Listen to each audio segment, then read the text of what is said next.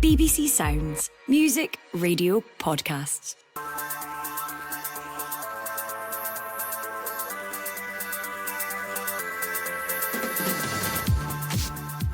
Hello and welcome to the Scottish Football Podcast, bringing you all the news, views and analysis you need. It's Friday the 18th of October, I'm Amy Canavan and here's what's coming up today. It's a new chapter for Hearts and their new head coach as they look to bring their losing league run to an end. Deflected and in! And Hearts' miserable run may be about to continue into the international break. Rangers have the opportunity to narrow the gap on at least one of the leading pair this weekend. Václav Černý goes back onto the right foot and he's found the bottom corner! And Celtic lose out to Real Madrid in the Women's Champions League with Scotland international Caroline Weir opening the scoring. And here is Caroline Weir by Caicedo. Then it comes to Caroline Weir, who does exactly what Caroline Weir can do, an absolutely blistering finish. All that and much more to come. The Scottish Football Podcast from BBC Sport Scotland. Plenty in the Premiership to run through, so it's natural Alasdair, Lamont and Leanne Crichton, who will join later tonight at Hamilton in the Scottish Championship, join us this evening. Once you've diverted your attentions from Hamilton and Falkirk, you will be turning your attention to Celtic Aberdeen tomorrow. You must be looking forward to that one. Yeah, no, I mean, I think everyone is, aren't they? It has to go down as the biggest game of the season so far, doesn't it? I mean, but I guess Rangers fans might object to that, but clearly the two top form teams coming head to head, at least one of the maximum points records will go. And yeah, I mean, I think you probably feel Celtic are big favourites, especially being at Celtic Park, and their record over the years against Aberdeen. But it would be good from a competitive point of view just to see Aberdeen go and give Celtic a real good game, and I just hope it's a good contest on Saturday.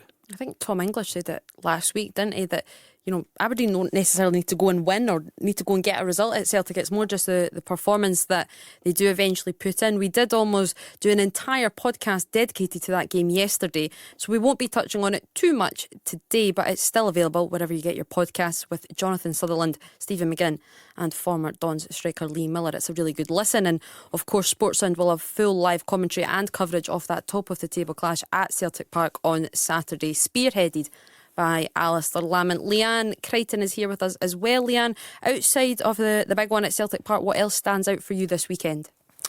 Look, I think there's a number of games when you look at Hearts and their situation, their performances this season, where they find themselves in the league table. Neil Critchley, newly appointed as well, I'm sure he'll be desperate to hit the ground running, whatever that now looks like in football. I'm not entirely sure, because I don't think any job is particularly safe in football, but I think when you take the reins, that first game gives you a good chance to get the fans on side, give a strong performance, perhaps show a different identity to the side as well. So the Hearts St Mirren game for me is probably a massive standout. I think that's definitely where we'll be kicking off our chat. As ever, there is plenty to get through, so let us get to it. As Leanne mentions there, it is a Scottish Premiership bow for Neil Critchley. The new Hearts head coach has, I think it's fair to say, a few sections of the fan base to win over, to convince. Some still see his appointment as a little bit of a disappointing one, despite CEO Andrew McKinlay assuring all on Tuesday that he was very much the preferred candidate, that he was the only person the clubs held negotiations with. Leanne, you sort of touched on it there, saying that it's a time against St Mirren for Neil Critchley to get a strong performance, to try and get the fans on side, but they are a polite way of saying a rowdy bunch at Tynecastle. They will make their feelings known, and rightly so, given the size of the club and given where their position is in the league right now is absolutely not where they want to be or should be given all the backing that they have. But what will the fans be demanding to see against St Mirren on Saturday, what they haven't seen so far this season? I think they'll want to see a Hearts side that makes them proud. You know, I think any football fan can accept losing games or perhaps not performing all the time, week in, week out, but we've seen very little from Hearts in regards to consistency this season. Ultimately, that's the reason why Stephen Naismith has vacated his position and why Hearts find themselves rooted to the bottom of the Premiership table. So I think for Neil Critchley, he's got a tough job because the fans are so important, especially at a massive club like Hearts that are backed so well from their fan base, but they'll want to see an identity, a side that they can be proud of, a side that show an attacking force but are defensively organised and robust. This season already, you know, they've conceded 15 goals, which you know, is not the end of the world, but it's the manner in which they've conceded those 15 goals at key points in the games that have been so costly, and been the difference a goal either side in a number of the defeats. So they'll want that. They'll want to see players like Lawrence Shanklin.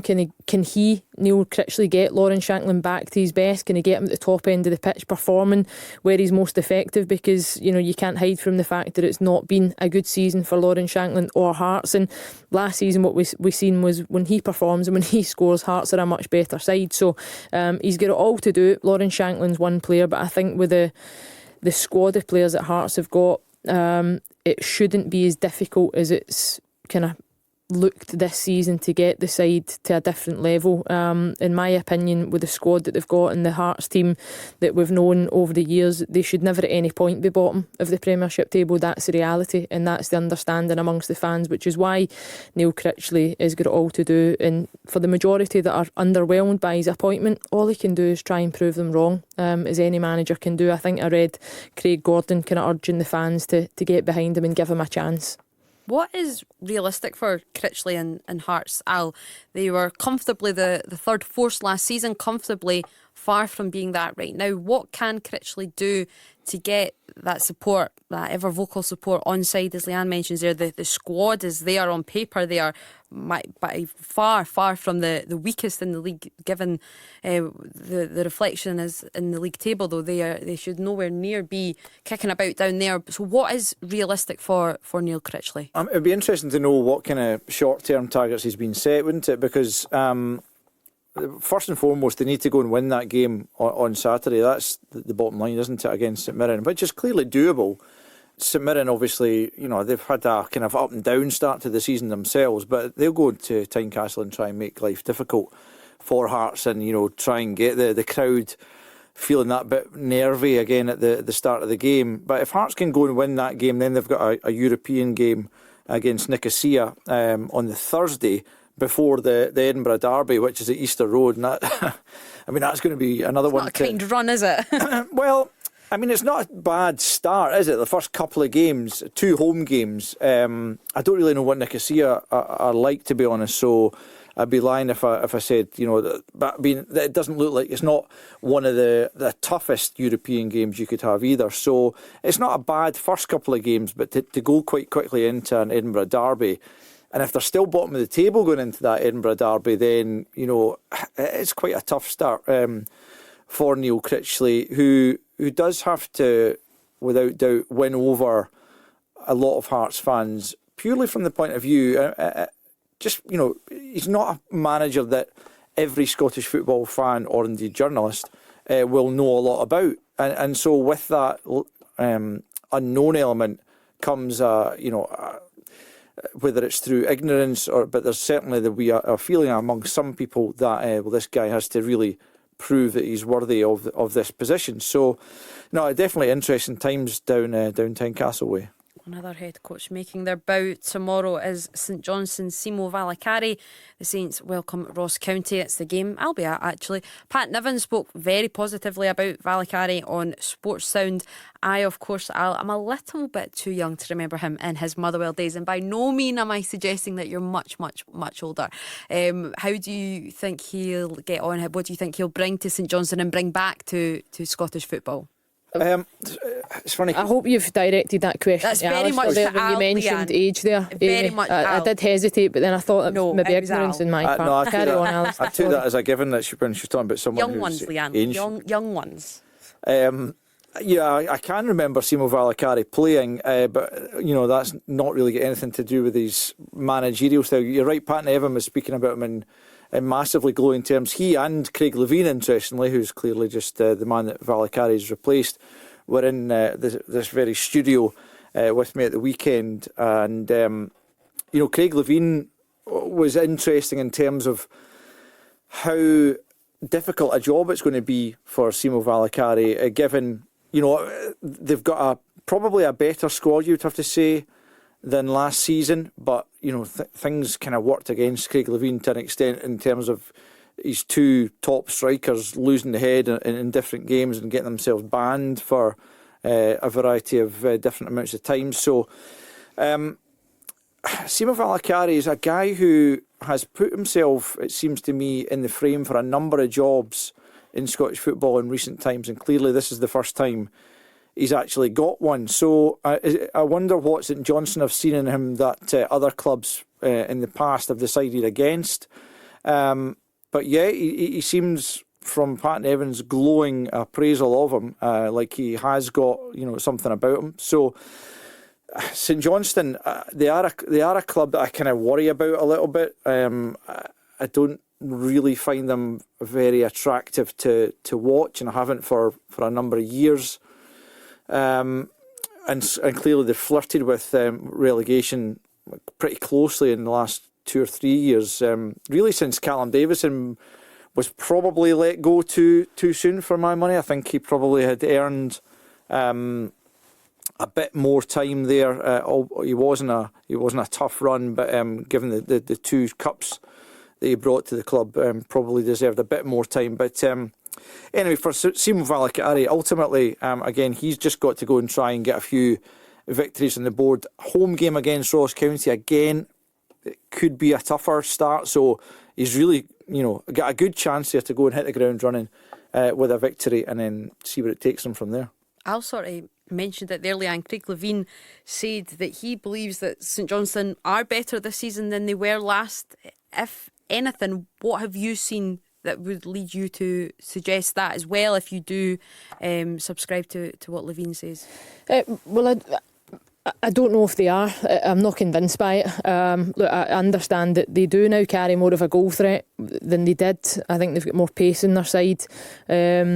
But ultimately, a manager is not being removed from their position if your side's doing better than they were last season. So that is Craig's opinion, and I suppose time will tell with the squad that Simo Valakari has at his disposal. Can he turn that into a side that carries more of a goal threat, who carries that attacking prowess in the middle of the pitch? Can they be defensively better organised? In their 8 games have conceded 19 goals.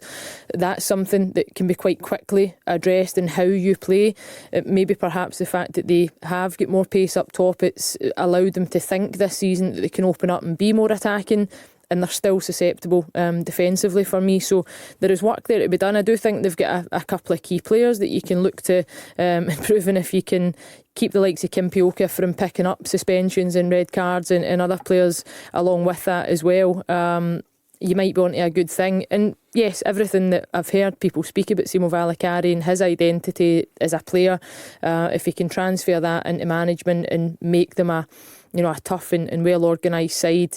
A lot of his traits that he carried when he was at Motherwell, when I've been listening to former players there that played alongside him, James McFadden being one of them as well, who was familiar with him, then Scottish football might just suit him. But I think for now the jury's out, because again, it's another manager that's coming in a bit unknown. I like the fact it's a different appointment though. I'm all for that, and only time will tell. Someone who was far from a different appointment was David Gray, just 1 point ahead of St Johnstone are Hibs. Just 1 win in their opening 7 league games, just 1 win in their last 13 away games. It's a really horrible run, and they head to Tannadice to take on a delighted Dundee United, delighted at the start they've made back in the big lead, but delighted to be back home as well. I was listening to Jim Goodwin yesterday saying it's been too long since they've played on Tayside. A very healthy crowd is expected tomorrow, but it's really a time to look at Hibs here, Al, isn't it? Because as I mentioned, David Gray and Hibs, they are in desperate need of a win. Yeah, absolutely. Difficult to disagree with that. They did get that elusive first victory against St Johnstone a few weeks back, but since then, to be honest, I did the game at Ibrox. They should have had something from that game. They ultimately lost 1-0, missed a penalty or had a penalty saved, and were pretty good. And I also did the Motherwell game. That was Hibs. Yeah, of course you can lose. You can lose at home to the likes of Motherwell. Of course that can happen. But Hibs shouldn't be losing consistently that type of game. And that's what's happened all too regularly. And a trip to Tannadice is really tough for them. I just think David Gray hasn't quite found. I don't think he's found his best 11 yet. Like Kuharevich, who I thought he would be a good signing coming back. I don't think he's quite hit his stride as yet. They've got good players. I thought they'd recruited quite well, but they've just not quite gelled as yet. And we're just talking about Neil Critchley going into that first Edinburgh derby this season. Well, David Gray going into that one as well. And if he doesn't get I think a point would be a good point at Tannadice if they can get that. If they lose to Dundee United, they're then taking that into the Edinburgh derby, and that's, it's got a recipe for a real pressure cooker of a game, isn't it, for both the managers? I know we're getting ahead of ourselves in terms of looking ahead to that one just now, but yeah, David Gray, he just like a lot of managers, he just needs a good result. It's impossible not to think about that Edinburgh derby already, though, Leanne. No, it's on the horizon. Look, and the players will be aware of it as well. And I think the players will be aware that David Gray does need a win. He needs to, there's been proof in the pudding that there's positives there and performances have been better.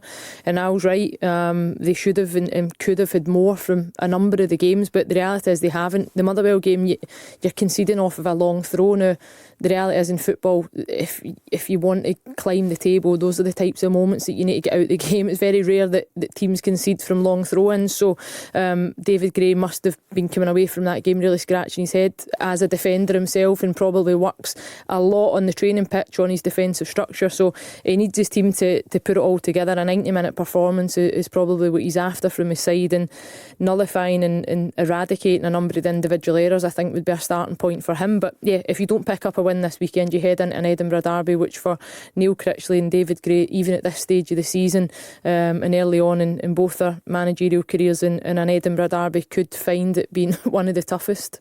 Losing to Motherwell this season, oh my goodness, many a side I've already felt the effects of that. High-flying Motherwell welcome at Dundee to Fir Park. Heaped praise, and rightfully so, on Dundee last term, but it really feels at this stage of the season, at least, Motherwell are the team deserving all the plaudits.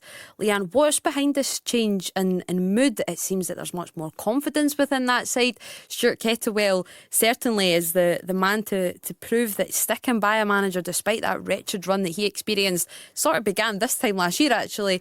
The Motherwell board stuck by him, and my goodness, that decision is really paying off. But how, or what rather, has been that sea change? Because it has been a sea change in fortunes at Fir Park. I think last season, and I was a huge advocate for Stuart Kettlewell, and not by any means because I'm associated with the club in a coaching capacity. I just felt at that time, watching the performances, that you get an understanding when the players are still with you. And the reality was that, probably similar to Hibs just now, for example, under David Gray, that you can see the positives there, and there's fine margins in the games that they weren't winning or they were drawn and they went in that run that seemed to last forever. There was evidence there. They carried also a goal threat, which I think helps. They had a horrendous amount of injuries, which again they have this season as well. But what they've got, I think, is just a real structure and an identity under Stuart Kettlewell. I think there's a huge amount of clarity in the way that he wants his players to play, how he expects them to perform defensively, what's expected of them, the areas in the pitch that he needs them to be at different points. And that all sounds really simple, and like every manager should be able to deliver that. But at times, as you can understand in football, players and their interpretation of that are at times down to your recruitment. You recruit players that don't necessarily then get it. I think Stuart Kettlewell has managed to deliver that message along with his staff, and he's now getting the response. I think his recruitment as well at points has been really good. And again, I listened to him speak yesterday about another injury and losing their captain Paul McGinn. I think it's a thigh strain he's got now and will be missing for a considerable period in time. So he's having to juggle and fight fires at times as well, which for any manager it's never that straightforward. But the likes of Zach Robinson, I think, have come in as well. He now, to me, looks like he's starting to get up to speed and understand what it is and the expectation of being a Motherwell player. I felt Andy Halliday, when I've watched a number of the games, now that he's had a run in the team, I think you can start to see his influence. And I don't think you can get away from how good Lennon Miller has been the entire season. And he continues that form into the international stage for the under-21s midweek as well. He's just such a joy to watch. And I think when you've got that at the heart of your team, it must just make everybody else around you better. And a notable mention to Oxborough in goals, who I think has been outstanding this season as well, and I think signed an extension to his contract, if I'm right. So I think there's a number of key players and key individuals, and as I mentioned, Stuart Kettlewell, and you alluded to Amy, I think he just now is absolutely the right man to be in that job at Motherwell. It all just seems to be going very, very, very well at Fir Park. Well, there's no action for the Ibrox club tomorrow. Rangers, they won't be enjoying this talk of this top of the table clash. The two best teams, the game of the season, and it not involving them. They will no doubt have a wee eye on the big game tomorrow themselves, but they have their own big game down at Rugby Park. Not a happy hunting ground always over the last few years as they take on Kilmarnock. A Kilmarnock side still sort of finding their feet. They did have that morale boosting incredible win just before the international break. No doubt Derek McInnes wouldn't have wanted the international break to come at that time, but going back to Rangers, they really do just quite simply need to focus on themselves. Yeah, they just need to keep winning in the league, because obviously that 5 point gap has already opened up between themselves and Celtic and Aberdeen, and you know, at least one of those clubs is going to be even further ahead by the time Rangers take to the field at Kilmarnock on midday on Sunday. So they just need to just keep getting the wins and not allow Celtic, particularly, you would have to imagine, to get further away from them, and just stay on their coattails for as long as possible. I mean, Rangers, they've just been up and down. I keep thinking, oh, maybe they've turned the corner. The performance and win out in Malmo, for me, for instance, was highly impressive. And then they followed it up with a really kind of just a very average performance however, they did manage to beat Hibs, so that was important as well. And then they were just, the Lyon game was incredible. I mean, it could have been 2-2 or 3-3 at one stage, but once Lyon really kind of got going, they showed their class, and Rangers were found wanting. And then even in the victory over St Johnstone last time out, it wasn't massively convincing. So, you know, Philippe Clement keeps moving forward to an extent, but I do then feel there's been kind of negatives within that as well. So, it's definitely a tough game going down to Rugby Park. It always is. Derek McInnes will have his side set up well, and they will fancy their chances of reproducing that opening day victory, which ultimately, you know, began the kind of downfall of Michael Beale at the start of last season. It sure did. It's not been a happy hunting ground, as I say, for a wee while. Certainly not consistently. Leanne, you quite rightly rattled off the many impressive Motherwell players so far this season. One of the key players for Rangers has been John Souttar, who came in for a lot of praise midweek for his Scotland performances, for both international reasons and for Rangers reasons as well. Just how impressed and how pleased have you been for the ever injury hampered John Souttar to have this sustained period in the national side and in the club side and really performing? Yeah, I mean, delighted for him, because he's a player that I've admired throughout his career, watching his performances at Hearts, which ultimately then brought the move to Rangers. Prior to that, the times that he's pulled on the Scotland jersey, I always feel he gives a really good good account of himself. His injuries has been his biggest issue, and it's so unfortunate because the type of player that he is, when you look at other players that have had moves in their career and that have gone out with Scotland and certainly progressed, John Souttar for me is one of those players that could have and should have and might still get that move if that was what he would want to do. But I think just delight and probably relief for him that he's actually been able to showcase his ability now, because even in the early part of this season, I still heard a lot of people with question marks over him and talking about his distribution, his defensive duties at Rangers at times. Again, the jury was out on him, but I think his international performances and the run of form that he's shown in the games that Al's mentioned just there, he's shown his quality. He's a leader, he's a quality footballer, he's a brilliant defender, and I was really pleased that in the Scotland game that he was part of that side that managed to hold on to that clean sheet against Portugal.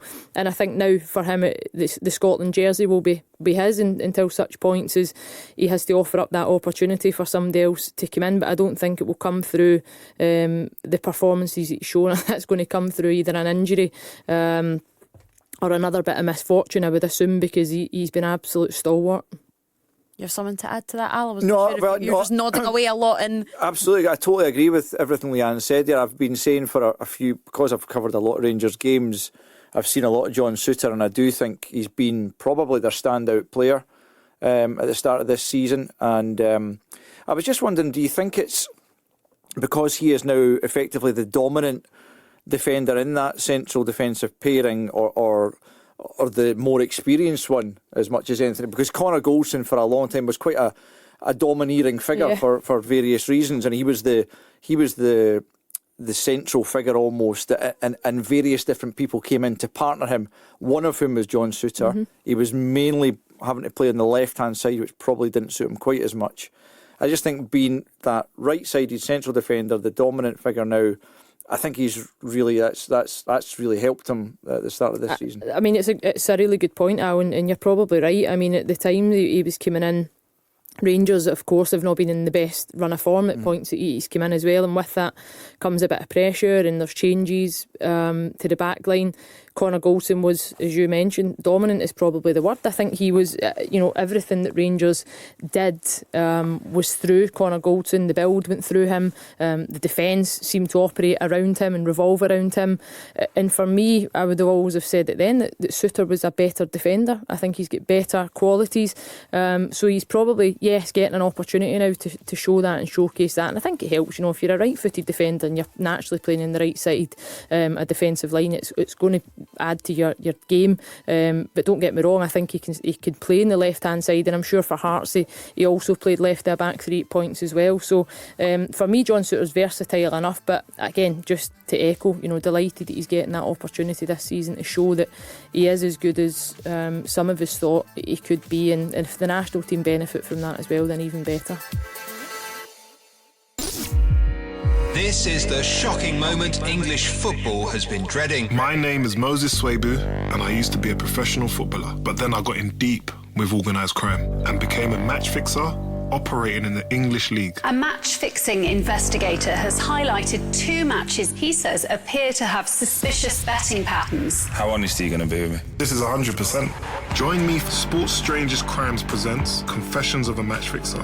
Listen on BBC Sounds. Just finally, given the three of us last night covered Celtic's defeat to Real Madrid in the Champions League, Leanne, we sort of mentioned it post-match last night, but in the SWPL it's absolutely vital for the reigning champions and Elena Sidiku's Celtic to get back onto winning ways against Spartans on Sunday before that international break. Yeah, and that's where the focus needs to switch. I mean, it's a real privilege and success for Celtic women this season to be in the Champions League, and deservedly so. They've come through the qualifying rounds for that, but with that you can't take your eye off your domestic responsibilities. They've lost against Hearts last weekend, which would have been a huge blow to them, because yes, Champions League is one thing, but the reason why they're there is because they were champions last season. So that's got to be your focus, and we know the margins that the league campaign has been decided in the Women's League the last number of seasons. It's come down to goal difference. There's been a point here or there. If there is a deficit that opens up that's more than that, it can be really difficult to claw it back. And I know the sides, when it comes to the split later on in the season, there'll be points dropped here and there, but what you don't want is to be dropping points out with the teams that you expect to be in that title race. And I expect Hearts to be up there and pushing in terms of that second and third spot.